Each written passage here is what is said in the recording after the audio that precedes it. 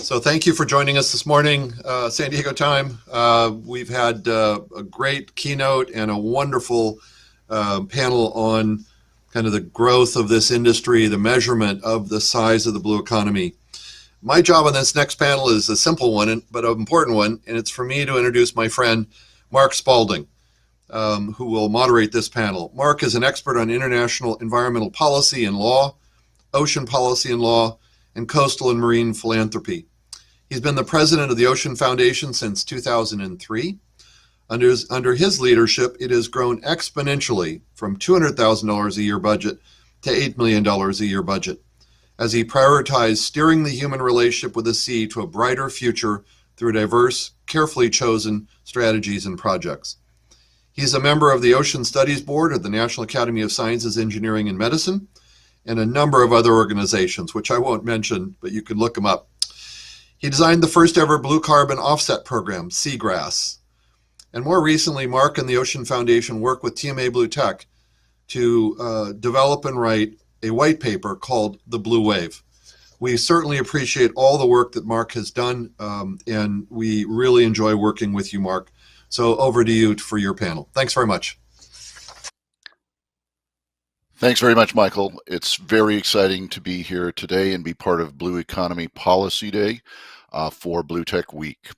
As Michael mentioned, we recently, the Ocean Foundation and TMA BlueTech, co-authored a report entitled The Blue Wave, which focused on investing in blue tech and blue tech clusters to maintain leadership and to promote economic growth and job creation. Part of this was to remind all of us of the role of the U.S. federal government in its role as the investor of first resort, the investor responsible for vetting, triaging, and de-risking technologies, including blue technologies.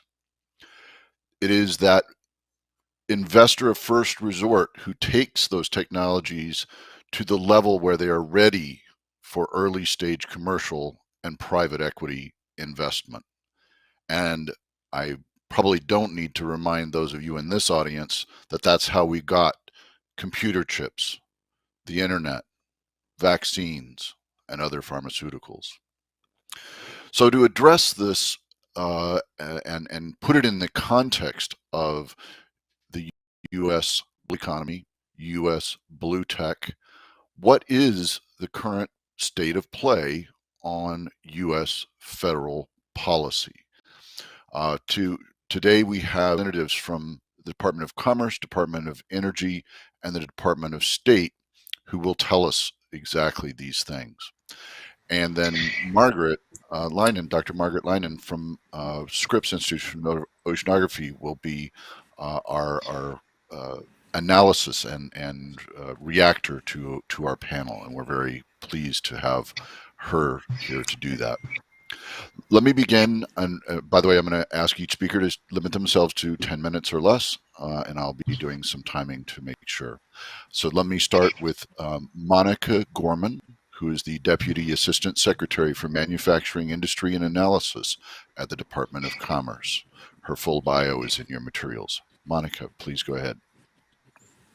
Great. Thank you so much, Mark. And hello, everyone from Washington, D.C. It's a pleasure to be here with you virtually at BlueTech Week 2021. I first want to start by saying thank you to Michael, Matt, Rich, and the rest of the TMA BlueTech team for organizing this important discussion. And also thank you, Mark, for guiding today's conversation. It's great to be here with my colleagues from the Departments of State and Energy and also Dr. Leinen from Scripps. So as Mark said, my name is Monica Gorman, and I'm the Deputy Assistant Secretary for Manufacturing at the Department of Commerce's International Trade Administration, or ITA, as we're known. And at ITA, our role is to support American companies of all sizes to do business abroad.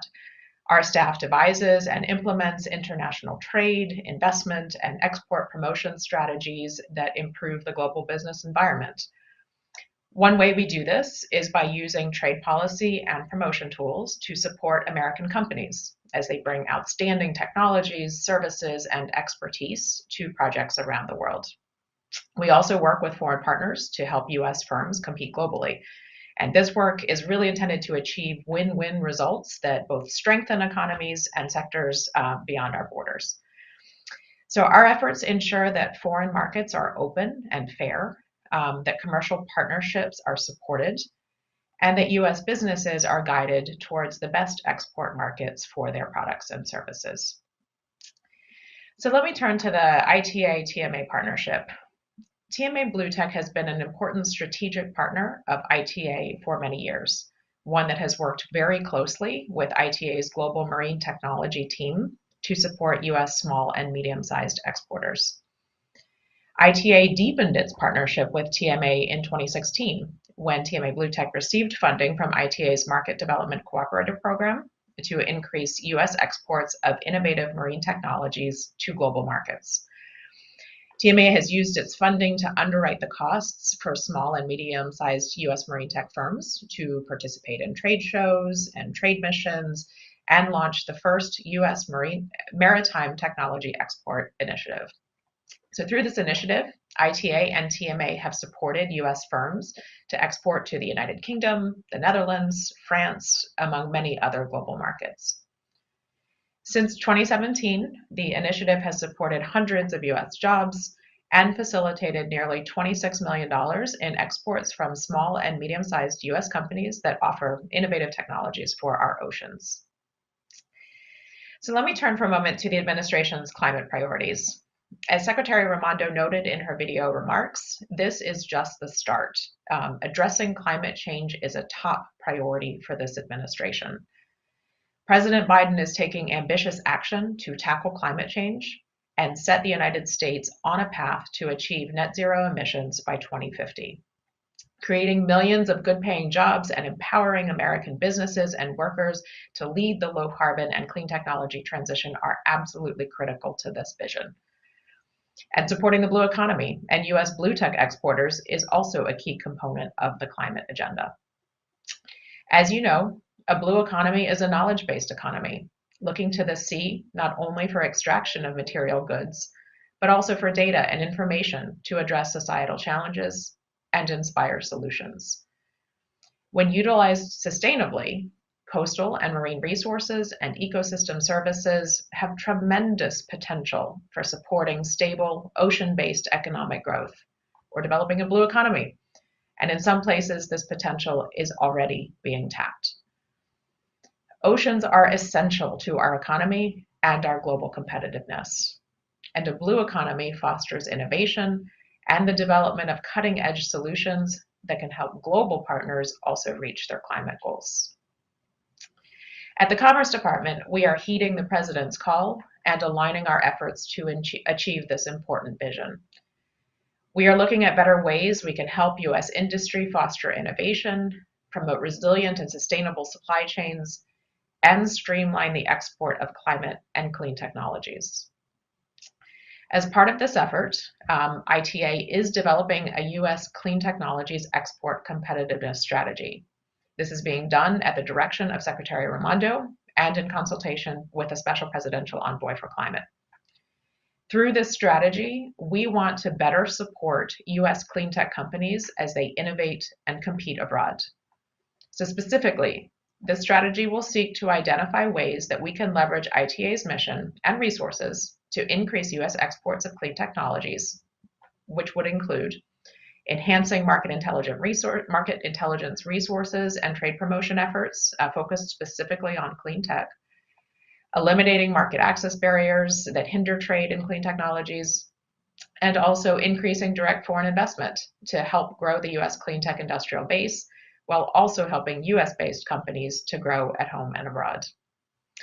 This strategy will focus on technologies and services that reduce global greenhouse gas emissions, from expanding clean energy deployments, including offshore and ocean-based resources, to advancing maritime fleets that use electric or alternative fuels.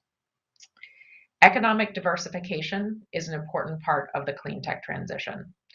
We recognize that the strategy will require long-term thinking, as well as collaboration with the private sector. These will be key in guiding our efforts. In addition to our clean tech export competitiveness strategy, I am very pleased to announce that ITA will be organizing a BlueTech Discover Global Markets Forum on September 20th through 22nd, 2022 in Providence, Rhode Island. Discover Global Markets, or DGM, is the annual business development forum series organized by the U.S. Commercial Service, which is the trade promotion arm of ITA. Each forum focuses on specific American industries and/or a world region, and DGM's sole priority is to help U.S. firms win new business in the international marketplace. Since 2014, 20 successful DGMs have occurred, and to date, DGM has hosted over 7,500 attendees from all 50 states, facilitated over 2,000 business-to-business and foreign government matchmaking meetings, and held more than 9,000 one-on-one counseling sessions with U.S. Commercial Service diplomats and specialists from around the world. The BlueTech DGM will be the first fully in-person forum since 2019. We are very excited. So please stay in contact with your local U.S. Commercial Service office if you're interested in attending or sponsoring. Additional details will be shared in the coming months.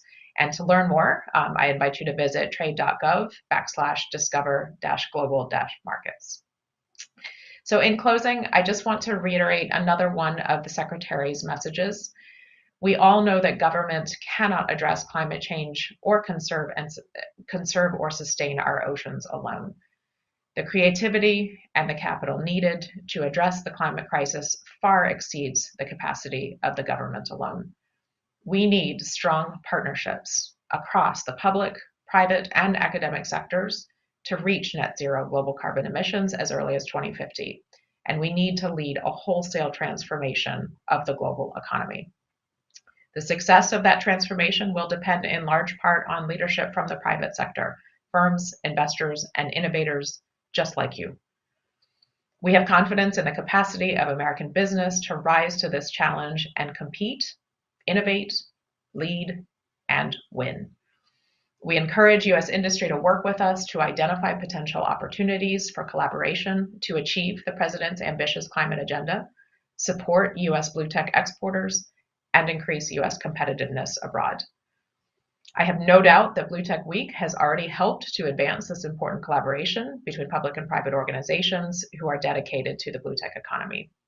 So thank you very much for your time today, and I'm looking forward to both the other panelists as well as our question and answer session. Thank you. Monica, outstanding. Thank you very, very much. It's very exciting to understand how the government is supporting exports, how it's supporting American businesses, and how it's advancing climate change, net zero, and clean tech as part of that. That's really, really super. Let me turn next to Tessa Greco, who is the project manager of water power at the National Renewable Energy Labs, which happens to be part of the Department of Energy, and NREL is one of our favorite partners who we work with on the redesign of plastic. So, Tessa. Thanks very much. I hope folks can hear me. So in this capacity and in my joining this this panel today, I am actually the lead for the Powering the Blue Economy initiative as part of the Department of Energy Water Power Technologies Office. I am currently on detail from NREL and will be here for quite a while longer. So I'm just super pleased with the opportunity given and excited to be here on this very distinguished panel with Dr. Leinen, Deputy Assistant Secretary Gorman, Mr. Spalding, and Senior Advisor Guy.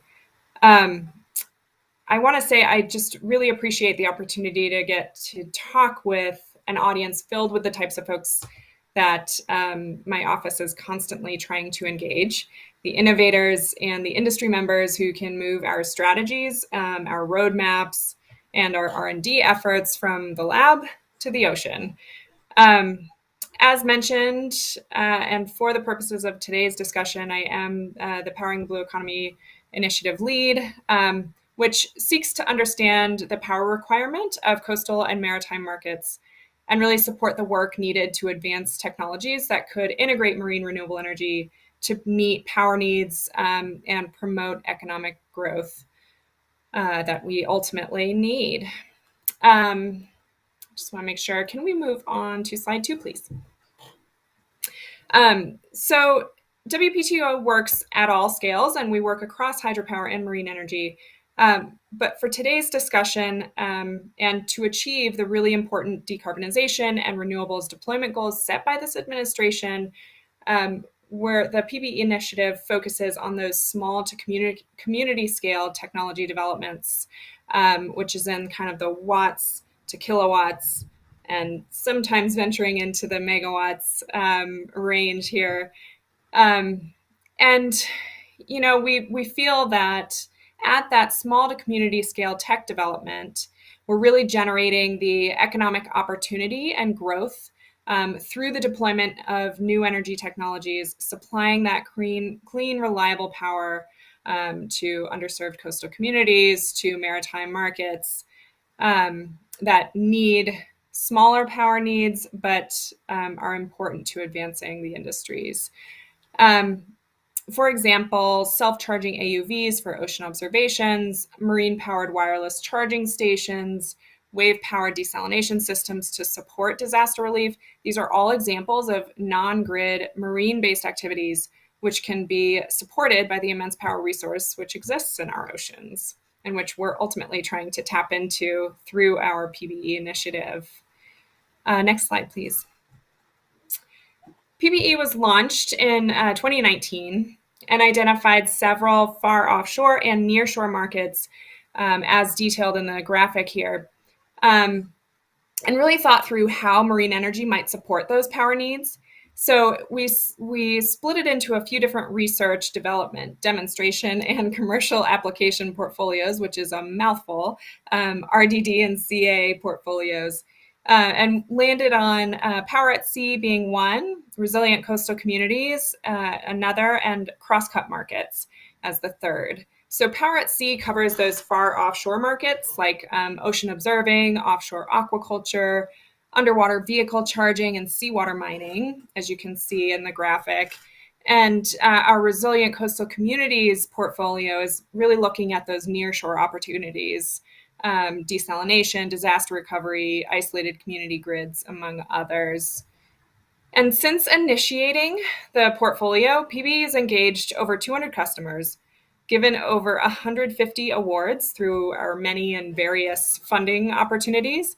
And we've supported regional accelerators and partners with a mission to support the entrepreneurs and communities developing or using the marine energy technology developed within this portfolio. Next slide, please. So within PBE, we're really focused on three main goals. They are to assess the value of marine energy in remote communities and emerging blue economy markets, to develop and deploy marine energy tech based on end user needs, and to accelerate marine energy technology readiness. And we use a number of tools and work with a really broad range of partners to accomplish these goals. And I'll go into those in detail in the next couple of slides. If you could advance to the next, that would be great.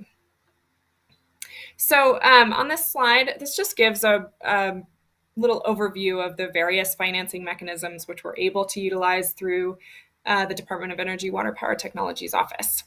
And you can see that we have different mechanisms to cover the various stages of technology development, from basic research to market adoption.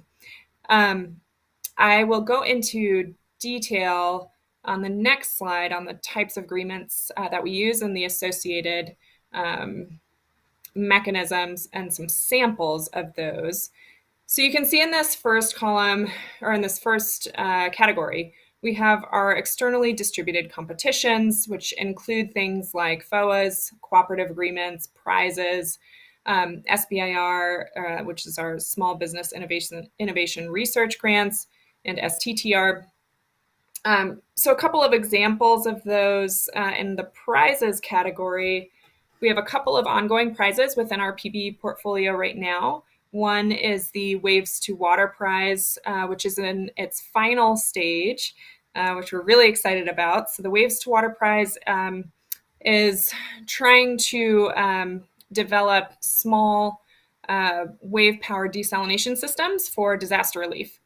And we're actually to the stage where we've narrowed in on our 5 finalists who are developing those prototypes, and they're going to be dropping them in the ocean off the coast of North Carolina and Jeanette's Pier, Outer Banks. So that's going to occur in April of 22. But we're really excited to see the final outcome of this prize that's been building over the past 3 years. And initially started with, the first stage being open to everyone. I think we had over 60 applicants in our first stage, and we've whittled down to 5 finalists. So very exciting, culminating event in April 22, so stay tuned. In addition, another prize that we have ongoing, our Ocean Observing Prize. Similarly to Waves to Water, it is in its last couple of stages.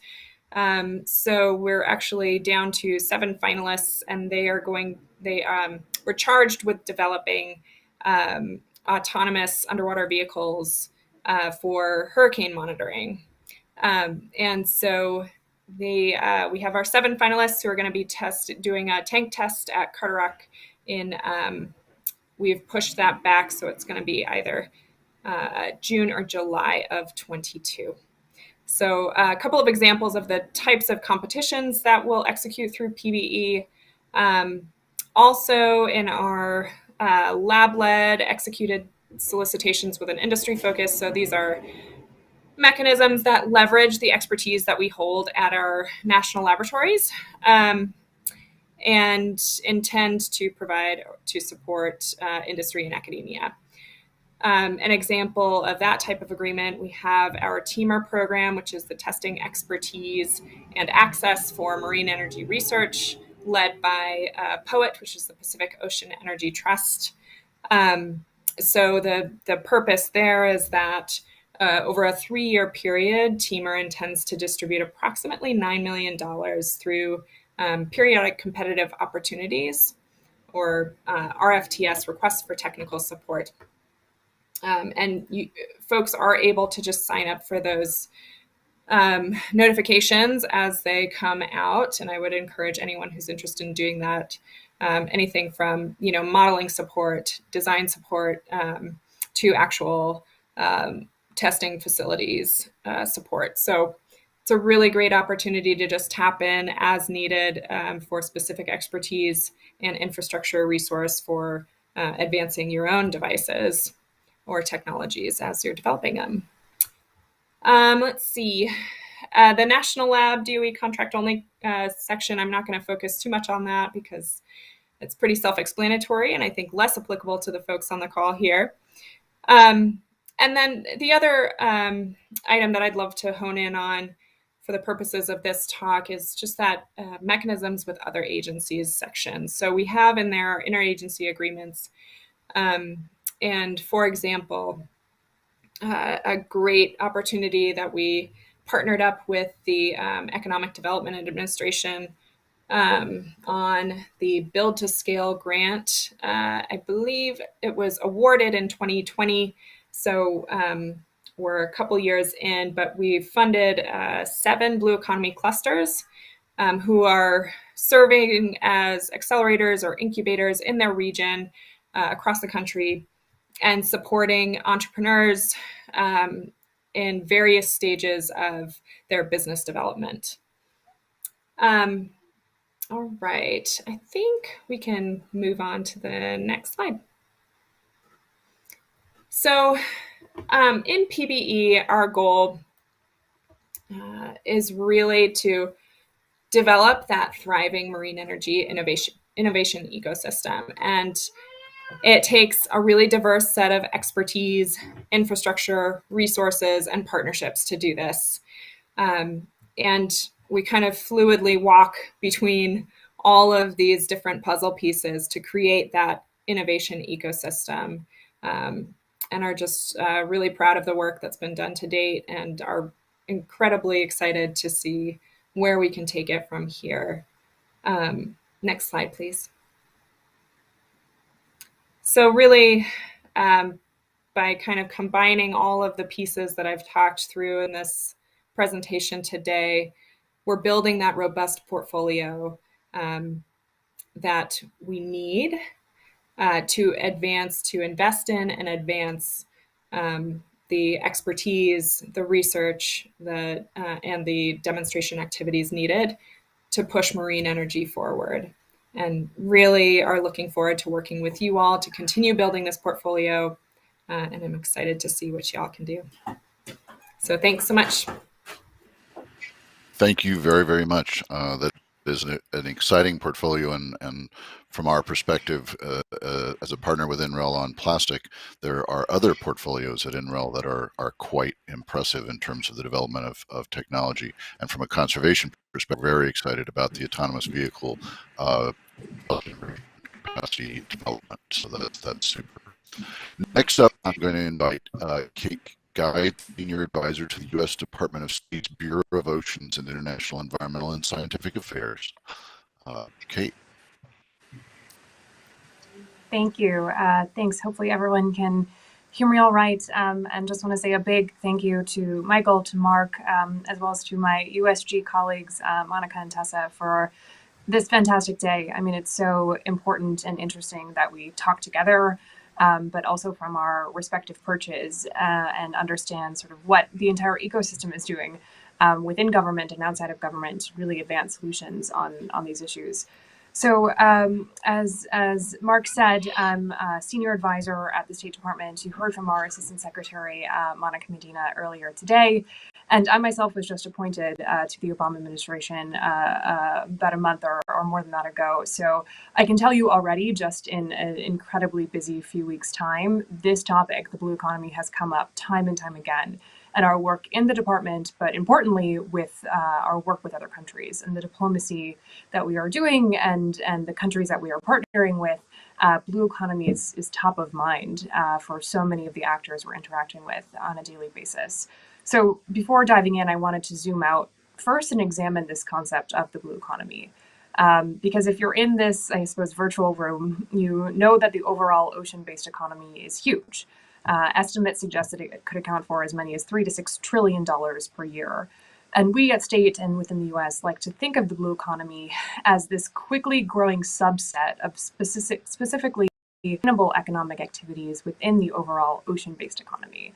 And I draw out this word sustainable as the key part of this definition. And that's because the blue economy concept recognizes that conservation, importantly, and environmentally sustainable management are top priorities and top economic priorities. In fact, they are the pathways and not the roadblocks to enabling long-term economic health. So just to underscore this point again, that sustainability and economic prosperity support one another. And particularly in the ocean, this nexus, as we've seen, could not be more critical. That's because the ocean supports American jobs across so many industries, from fishing to recreation to tourism, trade, shipping, ports, energy, underwater basket weaving, I'm sure as well. And a sustainable, healthy ocean is critical to the long-term prosperity of all of these interconnected industries. So particularly when we look at the growing threats of climate change, the growing threats of environmental degradation, which are risking ocean health, that means they are also risking American jobs and risking our global economic future. And we need to look at those problems as they are interconnected. And that's what the State Department is doing, particularly now under the Biden administration. And because these challenges and opportunities are global, our work needs to be too. So at the State Department, one way that we frequently help US businesses participate in this global blue economy is by advocating in multilateral spaces and fora for measures that will both protect ocean ecosystems and develop sustainable economic interests at the same time. So take, for example, our work to promote green shipping in the IMO, the International Maritime Organization, or our work to advance global ocean solutions to climate change at the COP26 meeting just last week in Glasgow, where I'm fresh from. So at this nexus, we're accelerating economic opportunities that will also address these critical emissions challenges or climate challenges, the critical challenges of our time. So let me tell you about a few ways that the State Department is working together with our interagency colleagues who you've heard from as well as our global partners to advance these goals. And I'm going to do so at a relatively high level, especially compared to Tessa's incredibly detailed presentation. But I'm going to highlight 4 key priorities of our work in this sector that hopefully you will see reflected in our foreign policy and in the projects that we're seeking to advance when working with other countries and all of our American businesses in their ability to work in this sector. So the first is advancing sustainable fisheries practices. The second is restoring blue carbon habitats. The third is expanding marine protected areas. And the fourth is minimizing marine debris and oceans plastics. So first on sustainable fisheries, state works closely with NOAA fisheries, with US regional fisheries management councils, and many other partners to protect global fish stocks from overfishing. We do this through the promotion of conservation and management measures, specifically like the tool of annual catch limits. So monitoring catch levels and keeping them in check on an annual basis helps reduce overfishing and ensures long-term biological and economic sustainability.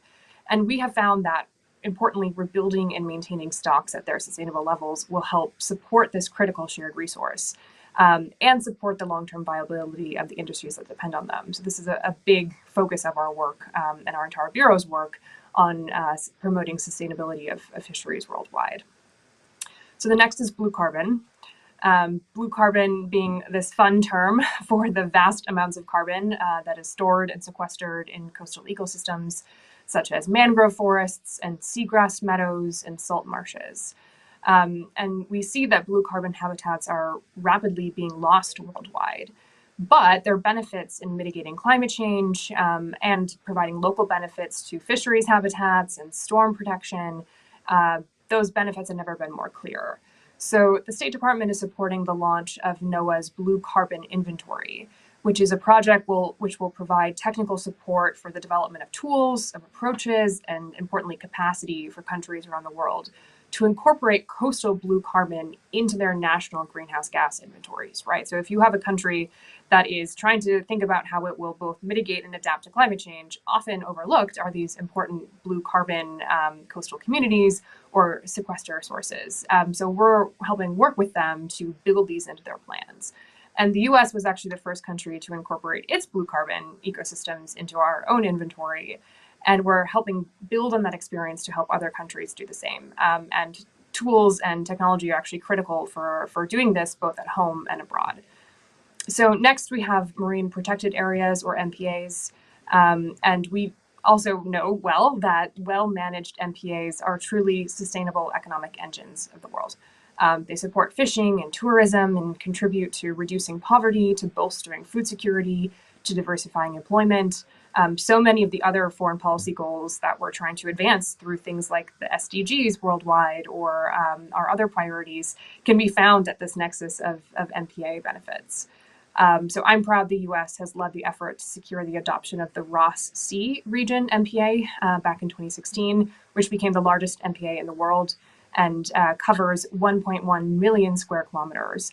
And we're continuing to advocate for currently 3 additional proposed MPAs by the Commission for the Conservation of Antarctic Marine Living Resources, or CAMLR, in the Southern Ocean, and helping other countries do the same to make their own marine protected areas and enforce them, importantly. Just while we were in Glasgow at COP26, we worked and we helped support, as the US government, our partners around the world as an exciting new MPA was announced in the Galapagos region. And this is actually a 4-country partnership of a marine protected area, and I think is really setting the model for what we can see and do with these areas going forward. And adoption of these proposed MPAs will further our global commitment to protect 30% of the global ocean by 2030, the so-called 30 by 30 goal. And as we know, this is getting all the more critical just because of the challenges the ocean is facing. So finally, let me turn to the last and often, most critically in our face challenge of marine debris and plastic pollution.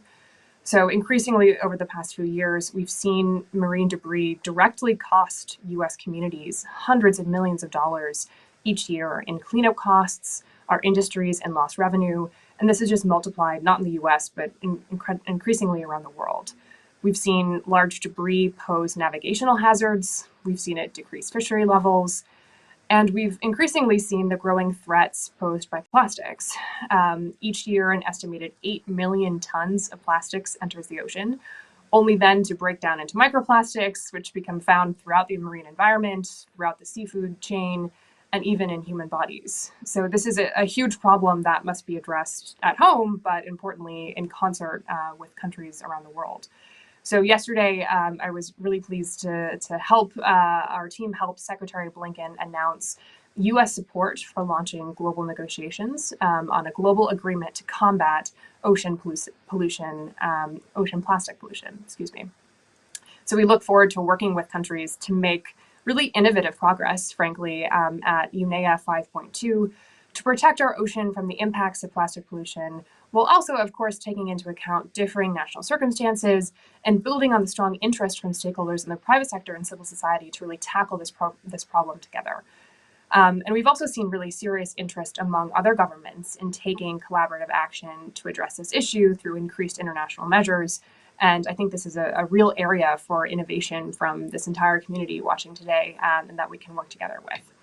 So I could go on with so many more priorities that we're working on, but I'll stop there for now and just give you my key takeaway from this and from this entire day of conversations and week of conversations, which is if we're going to seize this historic moment collectively, we need to both combat growing oceans challenges, but also take advantage of all the new opportunities before us in this space. And the blue economy is central to that nexus, as I said at the beginning, and could not be more critical. And that means getting our policies right. It means working together across the federal government, global partners, and making sure that sustainability is really at the core of all that we do. So thank you and look forward to a good discussion. Outstanding. Thank you very much, Kate. Those are excellent priorities. I think no one can argue against that. And I think focusing on how the economy is supported by focusing on sustainability of the blue economy is spot on.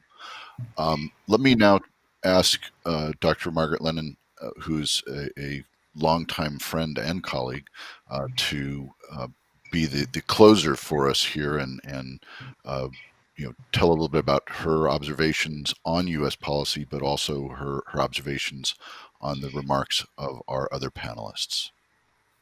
Margaret. Yes, thank you, Mark. And also thank you, Michael and Matt and Rich, for all of the work leading up to this great panel. It's been great to be able to join you, and I really enjoyed the comments from each of our speakers. And they did such a wonderful job of showing the way that the government is the funder of first resort, as you mentioned, and the ways that it facilitates the investment in blue economy. And I'm going to go a little bit out of order here. Kate mentioned that she spent a couple of weeks in Glasgow, as did I. And one of the things that really struck me at this COP in comparison with previous ones was that I have never seen as many representatives of the private sector at COP as I did in Glasgow. And I think that what's happening is that governments have finally sent strong enough signals that they are going to be investing in sustainability, that they are going to be investing in the transition to this new economy that is sustainable, that there's a base for the private sector to build on. And before those commitments were as strong as they are, and the signals within countries were as strong as they are now, it was very difficult for companies to say, okay, I'm really going to take the risk of moving into this sustainability space. And I think that those signals are now very strong, not only in the US, but everywhere. And that it has provided really a new foundation for business to start investing in sustainability. And as all of our speakers have pointed out, the oceans are a really important part of that sustainability. Tessa emphasized this from the standpoint of energy itself. And she gave a great overview of the spectrum of energy from the ocean that is possible, and a great overview of the ways that DOE is stimulating and supporting that development. One of the things that I was reflecting on as she was speaking was how those opportunities are being passed. And that's a result of the infrastructure bill that has been passed, but also a historic budget, even before the infrastructure bill was passed, that is allowing DOE to really broaden its investment in energy from the ocean and the development of energy from the ocean.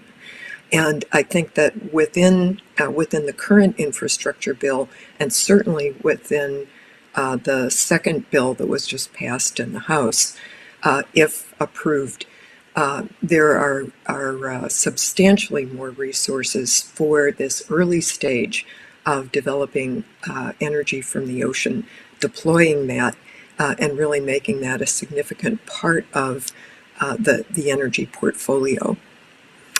On the Department of State side, we saw a great linkage from Kate between the blue economy and sustainability. And she emphasized sustainable fisheries, blue carbon, MPAs, and marine debris. I would add to that addressing risks in the coastal zone, risks like sea level rise, risks like pollution, and so forth. And here in San Diego, we've seen a great increase in the business opportunities associated with that, as our communities have started to address the risks of sea level rise, the problems of pollution, and ways to address that by first understanding the magnitude of it, second, developing strategies, whether those are technological strategies or whether they're behavioral strategies for dealing with those risks and decreasing the hazards for our community. And I think that this area is also going to grow. In my oceanographic community, I see so many groups that are coming together to provide practical solutions to sea level rise, that I think that that's another really important opportunity for the future. I'd like to come back to one of those areas that Kate emphasized, and that was blue carbon. And it's very interesting because there has been a major shift in the thinking in the climate community and the conservation community about this. And it all resulted from the special report that the IPCC requested on whether and how we could maintain 1.5 degrees centigrade or less warming. And one of the strong messages of that report was, yes, it is possible. Yes, we'll have to do a lot on the emissions side, but we are also going to have to remove carbon from the atmosphere. And that was another area at COP where nationally and internationally there was so much discussion of mechanisms for removing carbon from the atmosphere, and a strong emphasis on what's called nature-based solutions, and blue carbon is one of those.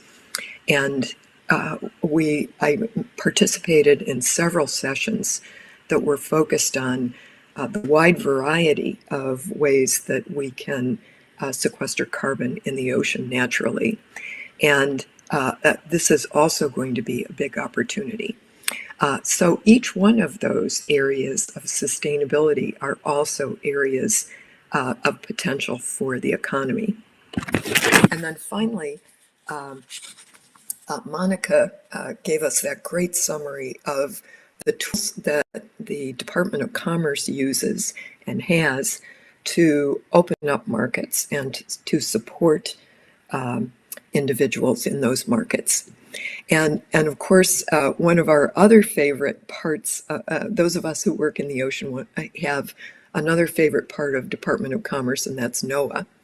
And here again, we saw a historic budget that is allowing NOAA to invest more strategically in all of the tools that support the blue economy, our understanding of the ocean, our observations of the ocean, our development of new ways of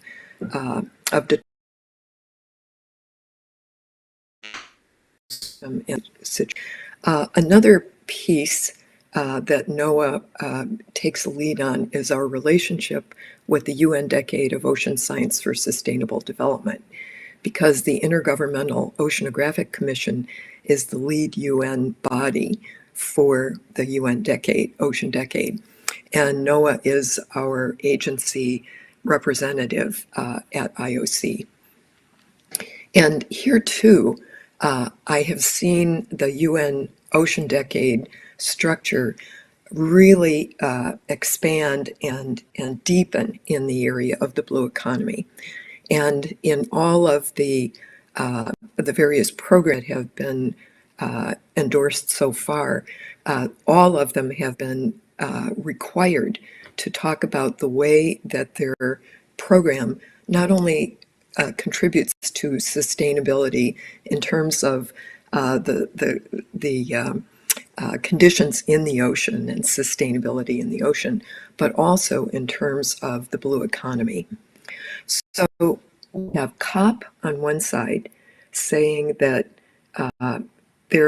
we have these big challenges and they're going to take the private sector to help us solve them. And then on the other side, we have the UN Decade of Ocean Science saying we are going to provide a way for the private sector to plug in with the rest, with government and with academe, with NGOs to realize these opportunities for sustainability. And one last piece that I want to highlight is that although you heard a lot of frustration reflected in interviews in the press and so forth about the COP did pull together the agreement that all nations are going to have to look at their nationally determined contributions again for next year. And as I think it was Kate that pointed out that the U.S. was the first nation to specify ocean blue carbon as part of its nationally determined contribution. And we're now up to almost 90 nations that have specified blue carbon in part of their nationally determined contributions. And they're going to have a chance to look at this again for next year. And one of the sub-themes that has been going through COP for the last two COPs has been the role of oceans in climate. And that culminated at this COP for the first time with the subsidiary body on science and technology that COP being told that they now have to do an annual dialogue around the ocean and the ocean's role in climate, the ocean as an opportunity for addressing sustainability, and they have to provide an annual report on the state of the ocean and the state of the ocean's use in this way.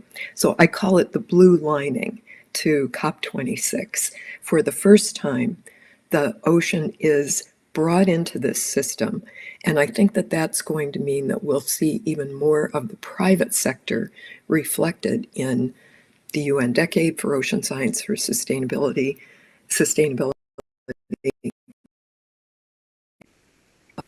and I think is this overall for the U.S. the infrastructure bill that's already passed and the coming infrastructure bill.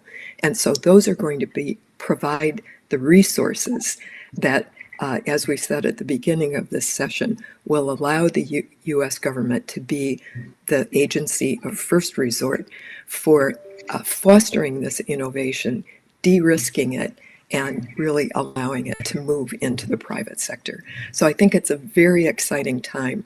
And those developments this year, this last 2 years, really provide an incredible, incredible stimulus to the blue economy. Thanks. Thank you very much, Margaret. And I too took great joy in learning from Glasgow that the oceans was now being integrated into the processes of the UNFCCC, and doing the annual report. We started asking for that, shall I say, mini COPs ago, through the Ocean and Climate Platform and Yes. other partners. Just unbelievable. Monica, let me ask you a question to start. Can you tell people in the audience, because we've got a lot of entrepreneurs here, how exactly the U.S. government could support companies who want to expand their businesses and bring their BlueTech solutions to overseas? Sure, yeah, and I'm really glad you asked the question. At Commerce, we are here to help U.S. companies. So there's a few different ways. First, the U.S. Commercial Service. We have U.S. Commercial Service offices, including in San Diego, actually in 100 different locations in the United States. So would encourage you first to reach out to your local U.S. Commercial Service office, see if they can, what assistance they can provide. We also have commercial service officers in over 75 countries, in U.S. embassies and in consulates. So there is also help in foreign markets if needed. I mentioned too, here in Washington on my team, we have our Global Marine Technologies team. And my colleague, Marianne Burke, I believe is also listening in. She is here with us today and would invite folks to reach out to her if you're interested in the resources that our Global Marine Technologies team can provide, information, guidance, etc. We also have the Advocacy Center. So hopefully many of you are already familiar with the Advocacy Center, but the Advocacy Center supports U.S. companies as they compete to win foreign government contracts and tenders. And it allows U.S. companies to receive the backing of the U.S. government to compete at no cost to them, hoping to have a level playing field in these foreign markets. So again, several different areas within commerce. Would certainly invite you to reach out to any and all. Again, we're here to help and help you grow your business.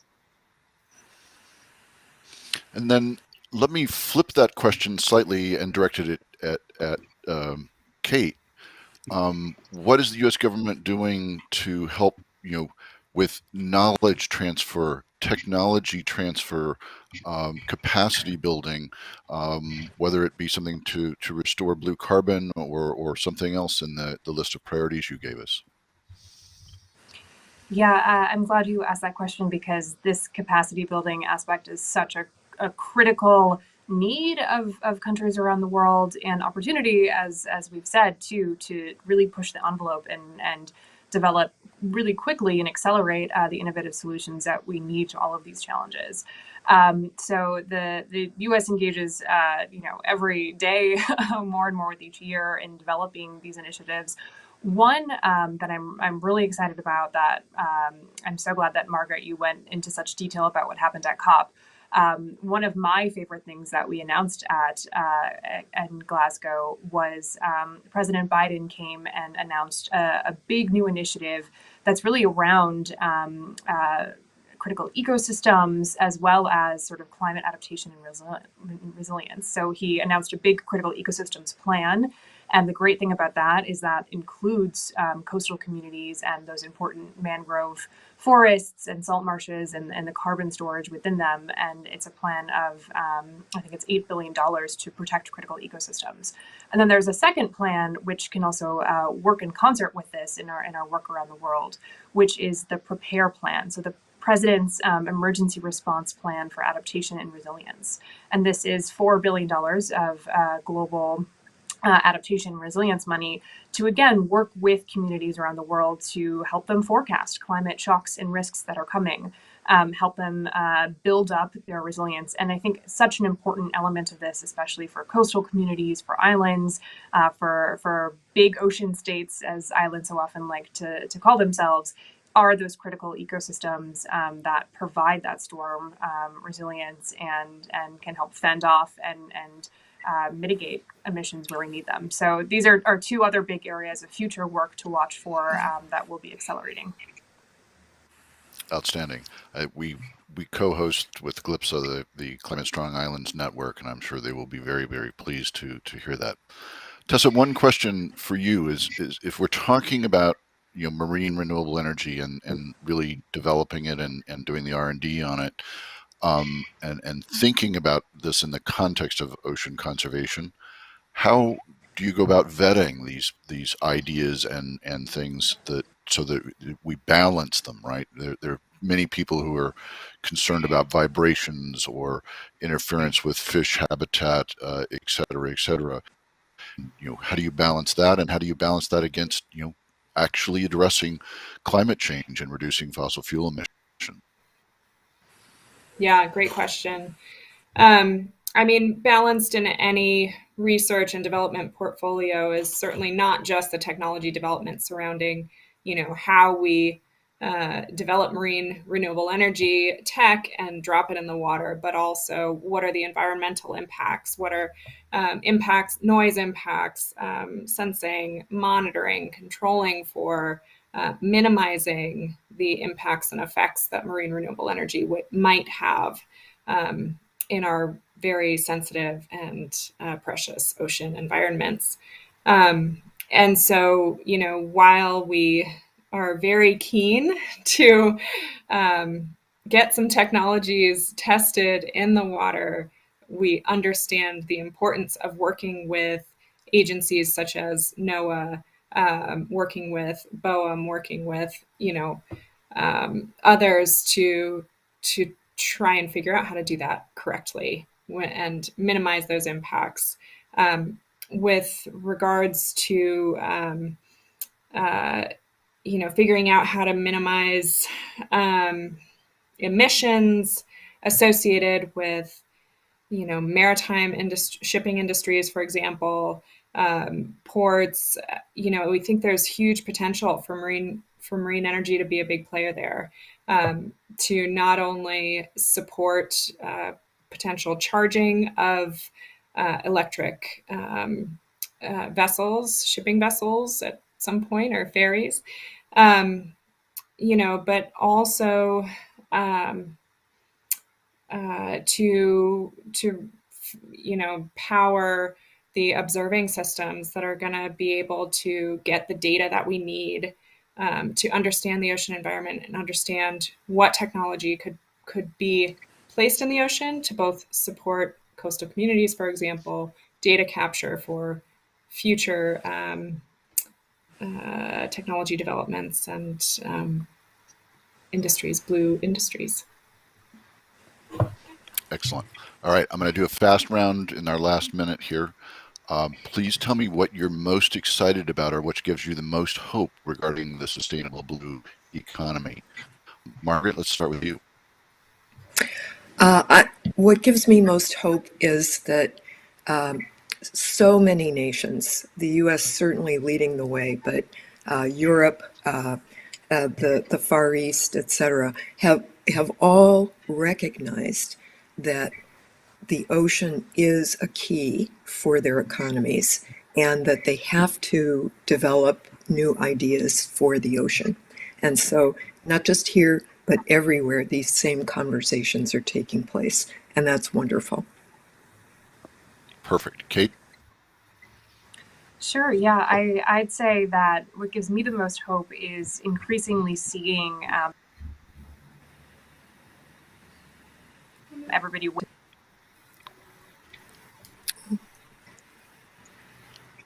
We're frozen up. Yep. Tessa?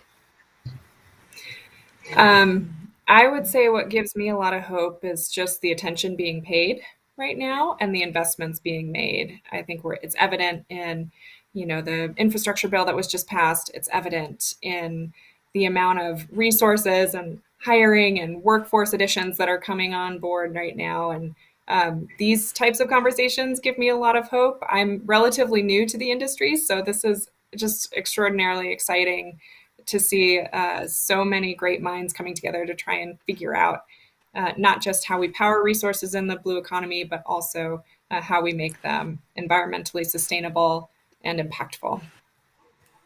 Monica, the last word. I would echo that. I think the attention being paid is unprecedented. It is a whole of government approach for the US government, but also so many other governments are paying attention. And as Dr. Leinen noted, also the private sector in an unprecedented way is stepping up to the table, and we need them. So that gives me a tremendous amount of hope that we're all going to be able to work together to realize both the challenges and the opportunities here. Outstanding. I want to thank all 4 panelists. This is really great and really exciting to hear about all of this from the U.S. government and what's going on. And what a great day and opportunity for making things better. Thank you all very much. We're at the end of our time. Thank you, Mark. Thank you.